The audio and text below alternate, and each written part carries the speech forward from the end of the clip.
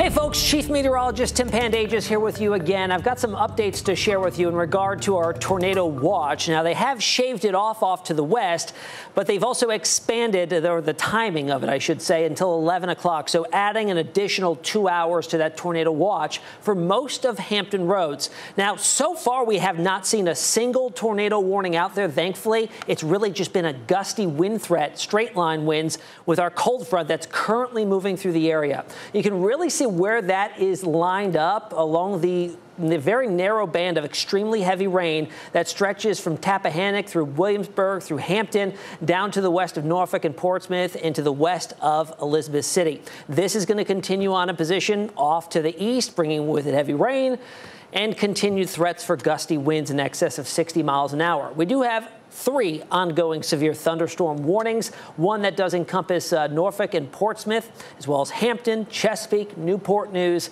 and Suffolk, as well as Bertie, Camden, Chewan, Gates, Hertford, and Perquimans. Very large severe thunderstorm warning, and the main threat with this is just straight line, gusty, damaging winds in some cases. One off to the north there is up until 9 o'clock.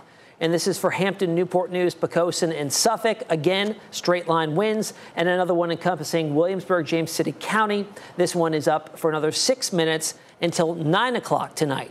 Here's a look at radar again. Extremely heavy rain in the yellows and oranges and reds in there. That's rainfall rates of 1 to 2 inches per hour. So another threat that's going to unfold over the next hour or so is as this heavy rain moves over poor drainage spots in some of the cities across our area. We'll likely see some standing water, if not some flash flooding potentially in some spots. Here's the warning that's encompassing Portsmouth and city of Norfolk. Storm track on this takes it pretty much northeast at 50 miles per hour. So in Norfolk itself, in 15 minutes from now, the strongest winds, that band, that very narrow band of heavy rain and gusty winds, 9:10 at Norfolk, Great Bridge at 9:19, and Cape Charles at 9:31. So plenty of lead time on there. I know it's already windy. These gusts will be just a little bit stronger along the actual line. To the north, a separate line of gusty winds moving towards Grafton in the next minute and a half. Moon at 9:06 and Poquoson at 9:13. Here's the motion on it. It's behaved quite well according to model guidance, and you see it here initializing quite well. As we play it out for the next couple of hours, it should come to an end by 10 to 11 o'clock with the majority of the heaviest rain pushing east and offshore, and then conditions will greatly improve rainfall-wise, but it will stay windy through much of the overnight. Here's a look at recent wind gusts. Just clocked the gust at Norfolk Airport at 49 miles an hour, 47 at Fentress, Chesapeake at 39, Elizabeth City at 51.